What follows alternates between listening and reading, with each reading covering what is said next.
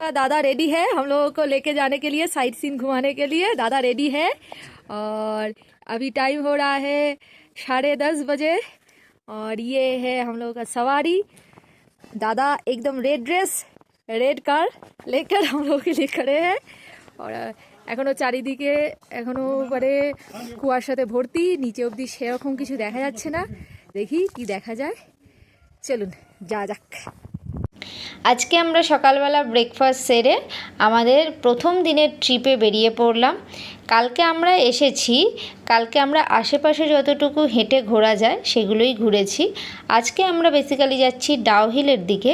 তো Dow Hill, pine forest, chimney, eagle view point আর তার সাথে আরও যে ছোটোখাটো লোকেশন আছে সেইগুলো আজকে আমরা ঘুরবো। ये डाउहिल का फॉरेस्ट है। डाउहिल का फॉरेस्ट है। हाँ अच्छा, इसके अंदर हम लोग चिमनी अभी जा रहे हैं। चिमनी जा रहे हैं, बाद में हम डाउहिल फॉरेस्ट पॉइंट वगैरह इधर से जाएंगे।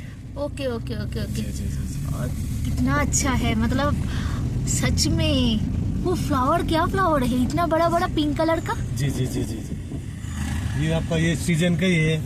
अच्छा पेड़ है ये आपका, अच्छा फूल है। अच्छा, बहुत बढ़िया है। मतलब यहाँ से ड्राइव करके जाने का ही मजा कुछ अलग है। जी जी जी।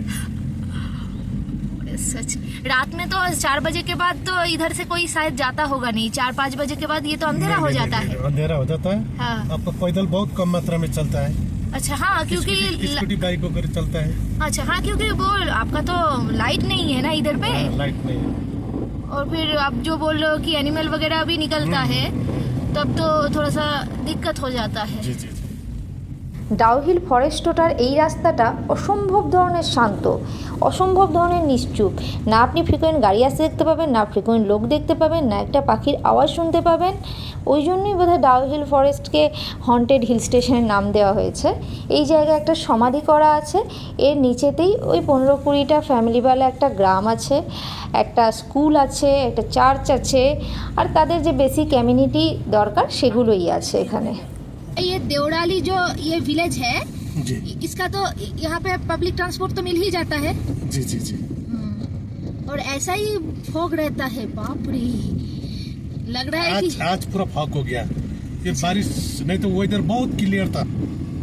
हाँ, हम लोग कल सुबह को जैसे आए क्लियर ही था, लेकिन कल शाम से पूरा एकदम ये भर्ती हो गया। जी सही बात है, आप बोल रहे हैं। सूर्य ग्रहण ऐसे कुछ ही बोल रहा था ना। हाँ हाँ हाँ हाँ, इस वजह से शायद। और ये फॉग रहता है तो आप लोगों को थोड़ा सा कार चलाने में भी दिक्कत होता है, क्योंकि थोड़ा सा भी इधर उधर हुआ तो दिक्कत हो जाएगा। ये पूरा गांव देवड़ाली गांव चल रहा है, राइट? नहीं, ये अभी चिमनी हो गया। यो चिमनी गांव पे घुस गए। हाँ, चिमनी के अंदर घुस गया। अच्छा, इतना फॉग के अंदर कुछ देख भी पाएंगे? ये है चिमनी गांव। এখন টাইম হচ্ছে 11টা, সকাল 11টাতে এই হচ্ছে পরিস্থিতি। মানে মনে হচ্ছে যেন বিকাল হয়ে গেছে, এমনই অবস্থা। পুরোই কুয়াশায় ভর্তি, জানি না কিছু কি দেখতে পাবো কি পাবো না। চিমনি গার্ডেনের সামনে হচ্ছে এরকম কয়েকটা হোমস্টে আছে এবং এই রাস্তাটা দিয়ে আমরা এলাম। এটা হচ্ছে চিমনি গার্ডেন ভিতরটা, এটা হচ্ছে মেন গেট, এখান থেকে ঢুকতে হবে। এখানে টিকিট কাটতে হয়, তো টিকিট কেটে নেব, টিকিট কেটে নিয়ে ভিতরে ঢুকে যাব। চলুন দেখি ভিতরটা কি দেখা যায় চিমনি গার্ডেন। এই চিমনি ঢোকার এটা হচ্ছে টিকিট, টিকিট কেটে নিলাম, 20 টাকা করে টিকিট লাগছে। এটা হচ্ছে চিমনিটা, এখানে আই লাভ চিমনি আছে, উপরে ট্রেকিং করে ওঠা যায়। এটা অ্যাকচুয়ালি একটা ডাক বাংলো ছিল, যেটা পুরোটা নষ্ট হবার পরে এই শুধুমাত্র চিমনিটাই এখনো পর্যন্ত এক্সিস্ট করছে। আর দেখুন ফগ, দেখুন কীরকমভাবে আসছে। দূরে যে ভিউ পয়েন্টগুলো দেখা যায় সেগুলো দেখাই যাচ্ছে না, পুরো ফগ ফগ, পুরো দেখুন পুরো মুখে এসে লাগছে। এবার মনে হচ্ছে আসছে, দেখুন এই রকম পরিস্থিতি। দেখি ট্রেকিং করে উপরে যাই কি আসে। চিমনির যে ভিউ পয়েন্ট আছে সেইখানে উপরে একটা টাওয়ার করা আছে, ওয়াচ টাওয়ারের মতো। সেই টাওয়ার থেকে ভিউটা হচ্ছে জাস্ট এই রকম। দেখুন মনে হচ্ছে যেন সব জায়গায় আগুন লাগিয়ে দিয়েছে, কিন্তু এটা আগুন লাগায়নি। পুরো ফগ আস্তে আস্তে পুরো একদম ঢেকে দিচ্ছে। চিমনিটা পর্যন্ত ঢেকে গেছে। ঠিক এই জায়গাটাতে একটা বড় চিমনি আছে। তো এটা বেসিক্যালি তো ডাকবাংলো এরিয়া, সব কিছু নষ্ট হয়ে গেছে, শুধুমাত্র ওই চিমনিটাই এক্সিস্ট করছে। আর এইখানটা পুরো পাইন ফরেস্ট, কিন্তু এত ফগ যে নিচেটাই দেখা যাচ্ছে না। তো প্রচণ্ড সুন্দর লাগছে, মনে হচ্ছে একটা হরর মুভির একটা এখানে ব্যাপার স্যাপার চলছে মনে হচ্ছে। এটা পুরো একটা পাইন ফরেস্ট।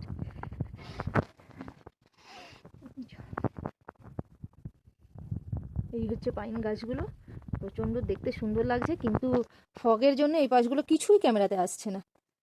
সুন্দর, আমি এই যে ভিতরের যে রাস্তায় উঠবো, দেখা যাক কি ক্যাপচার করা যায়। চিমনি ফরেস্টের ভিতরের এই হচ্ছে ভিউ, মানে এই ফরেস্টের ভিতরে এন্ট্রি করা যায়। এই জায়গাটায় কাঁটা তার দিয়ে ঘেরা আছে, এর ওপারে যাওয়া যায় না, বিকজ এটা ফরেস্ট এরিয়া, তো তার জন্য এখানে অ্যানিম্যাল বের হয়। বিকাল 3:30-এর পর এখানে আর ঢুকতে দেওয়া হয় না। আজকে প্রচণ্ডই কুয়াশা, বৃষ্টি হবে, মেঘও করে আছে, যার জন্য এই রকম অন্ধকার হয়ে আছে। অন্যান্য দিন এখানে অল্প হলেও একটু আলো ঢোকে। পুরো পাইন ফরেস্ট দেখতে পাবেন দূর দূর অবধি। চিমনির ফ্রন্ট ভিউটা হচ্ছে এইরকম, আই লাভ চিমনি করা আছে, এই উপরে চিমনি আছে, আর এই হচ্ছে ব্যাক সাইডের সব।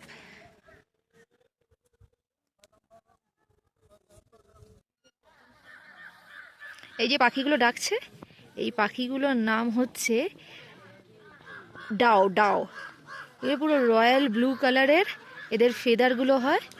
এই পাখিগুলোর নাম ওয়াইজই এই যে ফরেস্ট আছে তার নাম হয়েছে ডাও হিল, মানে এই হিলটার। এটা হচ্ছে ভিউ। এই যে লাল কালার দেখতে পাচ্ছেন, লাল কালারটা কিন্তু পুরোটা শ্যাওলা লাল, এটা কিন্তু কালার করা নয়। ডাও হিল ফরেস্টের ভিতরে, ফরেস্টের ভিতরে কয়েকটা স্পট আছে, সেগুলো যাব। রাস্তাটা একটু তুলনামূলকভাবে খারাপ। ये बच्चे लोगों का पार्क है, अच्छा अगर आपको अच्छा लगेगा तो वहाँ पे भी घूम लीजिए। अच्छा, एक डियर पार्क है और एक म्यूजियम है इधर। Museum, forest museum. हाँ, तो अभी हम लोग म्यूजियम पे जा रहे हैं। म्यूजियम होके डियर पार्क, हाँ वहाँ पे। और स्कूल जाएंगे, भूत का हॉन्टेड स्कूल, हाँ। लेकिन ऐसा कुछ नहीं है, हॉन्टेड कुछ नहीं है। स्कूल है, बेटे बॉय स्कूल है। वो बच्चे लोगों ने हॉन्टेड बना दिया। यहाँ पे पूरा बहुत बड़ा टैंक है, वहाँ पे डिपोजिट होता है, यहाँ से फिर सप्लाई होता है। মিউজিয়াম যাওয়ার রাস্তা। তো এই হচ্ছে বর্তমান কন্ডিশন, প্রচণ্ড সুন্দর, কিন্তু একটু রোদ উঠলে ভালো লাগতো, ব্যাড লাগ আমাদের। ডাও হিল ফরেস্ট মিউজিয়াম এটা। তো এখানে এলাম, ভিতরে বোধহয় ফটোগ্রাফি অ্যালাউ নেই, তো বাইরের থেকেই দেখালাম। ফরেস্ট এরিয়ার মধ্যে একটা মিউজিয়াম, যাই দেখি ভিতরে কি আছে। এটা হচ্ছে ইন্টারনেটের সেই ফেমাস রাস্তা, যেখানে বলা হয় রাতের দিকে নাকি হেডলেস বয় ঘুরে বেড়ায়। আর এই দিনের বেলাতেই এখানে লোক নেই, রাস্তাটা পর্যন্ত রিপেয়ার করা নেই। অদ্ভুত ধরনের এখানটা একটা নিস্তব্ধতা, একটা পাখির আওয়াজ পর্যন্ত নেই। নেক্সট স্পটে চলে এলাম। নেক্সট স্পটে হচ্ছে পাইন ফরেস্ট, চিলড্রেন পার্ক, আরবোরেটাম। প্রত্যেকটার জন্য টিকিট হচ্ছে 20 টাকা, এটা দিয়ে উঠবো। প্রচুর আর্মির লোক আছে। এই হচ্ছে ফরেস্ট, প্রচণ্ড সুন্দর দেখতে লাগছে। তো আমরা টিকিট করে নেবো আর বেরিয়ে যাব।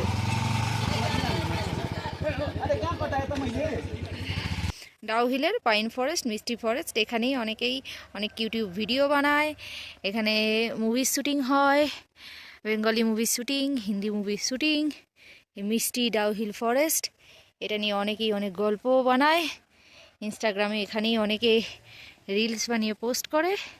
যে ডাও হিলের গার্লস স্কুল, এর ব্যাপারেও অনেক রিউমার্স আছে, কিন্তু এই স্কুলের যে ভিতরে যে এন্ট্রি গেটের ভিতরে কোনো ট্যুরিস্টকে অ্যালাউ করে না, তাহলে এটা আইনি স্টেপ নেওয়া হবে, এইরকম একটা লেখা আছে। এই হচ্ছে ডাও হিল জঙ্গল, আর ঠিক এই জঙ্গলের ঠিক উল্টো পোর্শনে, মিন্স এই যে এই রাস্তাটি চলে যাচ্ছে এইখান থেকে, এটা একটা 4 মাথা রোড, এই পাশে যে রাস্তাটি চলে যাচ্ছে এটা হচ্ছে বয়েজ স্কুলের দিকে বের হয় রাস্তাটা। আর এই জঙ্গলের মধ্যে দুদিকে দুটো, এই একটার দিকে বয়েজটা আর ঠিক তার উল্টো দিকেই হচ্ছে আপনার গার্লসটা। আর দুটোর মধ্যেই ট্যুরিস্টকে অ্যালাউ করা হয় না। এর ব্যাপারে ইউটিউবে অনেক ভিডিও আছে যে এই সব স্কুলের ভিতরে কী টাইপের হন্টেড অ্যাক্টিভিটি হয় যার জন্য অ্যালাউ করা হয় না। তো এখন একদমই গেটের বাইরের থেকে ট্যুরিস্টরা ফিরে যায়।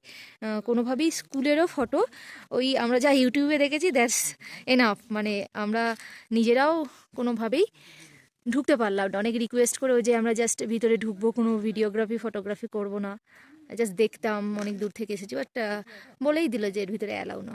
স্টের ভিতরে যে পার্ক আছে ডাউ হিল পার্ক যেটাকে বলে, সেটার ভিতরে চলে এলাম। চারিদিকে পাইন গাছের মাঝখানে এই হচ্ছে পার্কটা।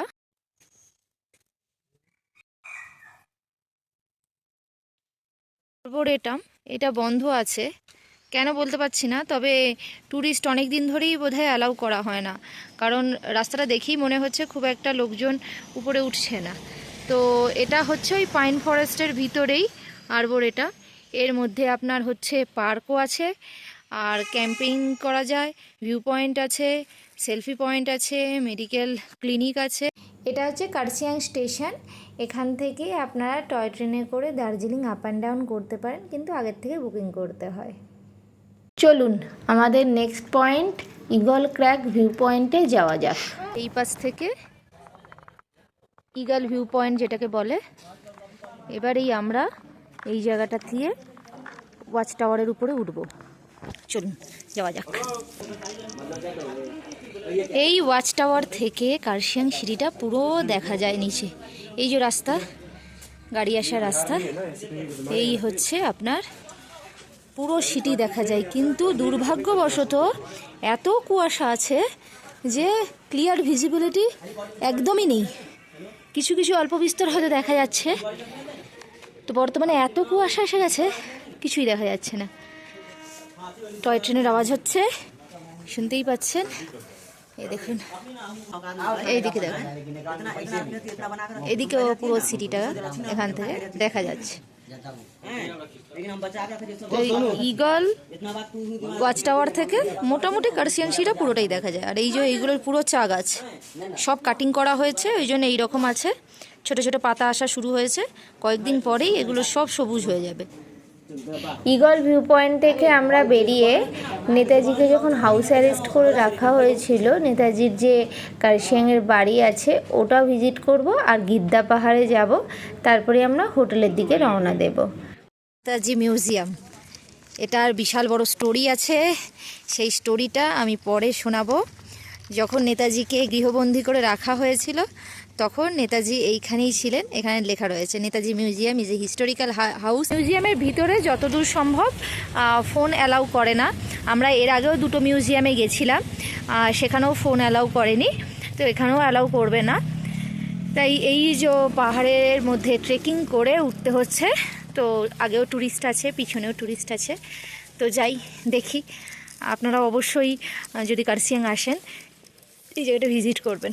চলুন, এর ভিতরেও কিছু আপনার হোমস্টে টাইপ বা রিসর্ট টাইপ আছে, বানানো হয়েছে। যেমন এই একটা হোমস্টে, চলুন দেখা যাক কী আছে। এখানে নেতাজির সমস্ত ব্যবহৃত জিনিসপত্র এবং আসবাবপত্রকে সুন্দরভাবে সংরক্ষণ করা আছে, আর তাঁর লাইফে কখন কী ঘটনা ঘটেছে সেইগুলো বিভিন্ন জায়গায় জায়গায় ডেপিক্ট করা আছে। কোন জায়গায় তিনি মিটিং করতেন, কোন জায়গায় তিনি খেতেন, বসতেন, শুতেন, সমস্ত কিছু এখানে ডেপিক্ট করা আছে। একটা আঙ্কেল এগুলোর সমস্ত কিছু রক্ষণাবেক্ষণ করে থাকেন। আঙ্কেলের কাছ থেকে যেটা জানতে পারলাম, এখানে খুব একটা ট্যুরিস্ট আসে না। আমরাও যখন গেলাম সেরকম কাউকে দেখলাম না। আপনারা কার্শিয়াং এলে অবশ্যই একবার ওনার বাড়িটা ঘুরে যাবেন, আপনাদেরও বেশ ভালো লাগবে। আমার তো বেশ ভালোই লাগলো। যদিও ফটোগ্রাফি অ্যালাউ নেই, তাও যেহেতু কেউ ছিল না তার জন্য ফটোগ্রাফি ভিতরে করে নিলাম। চলুন, এখান থেকে নিচে কার্শিয়াং সিটি দেখা যায়, এদিকে পাহাড়, আশেপাশে কিছু ভিলেজকেও দেখা যায়, এইদিকেও পাহাড়, এদিকে যাবার মেন রোড, এদিকেও পাহাড়। এটা হচ্ছে শহীদ মেজর দুর্গা মল্লর একটা মোটিভ করা আছে। এই জায়গা থেকে নিচে যে কার্সিং সিটি ভিলেজগুলো দেখা যায়, আসার রোড দেখা যায়, কিন্তু মেঘ করে থাকার জন্য আমি কিচ্ছু দেখাতে পাচ্ছি না। আর এই যে সামনে টয় ট্রেন যাওয়ার রাস্তা, আর লেফট হ্যান্ড সাইডে ও নেতাজি বাড়ি যাবার এই যে রাস্তাটা, যেটা দিয়ে নেতাজির বাড়ি আমরা গেছিলাম। তো এই হচ্ছে গিদ্দা ভিউ পয়েন্টের ভিউ। গিদ্দা ভিউ পয়েন্ট দিয়ে আমাদের আজকের ট্রিপ শেষ হলো। এখন ফিরে যাচ্ছি আমরা হোমস্টেতে। ওখানেই আমাদের ব্রেকফাস্ট টু ডিনার সব কিছু ইনক্লুডেড। ভিডিওটি কেমন হলো জানাতে ভুলবেন না। দেখা হচ্ছে কালকের ভিডিওতে। Good night, bye bye.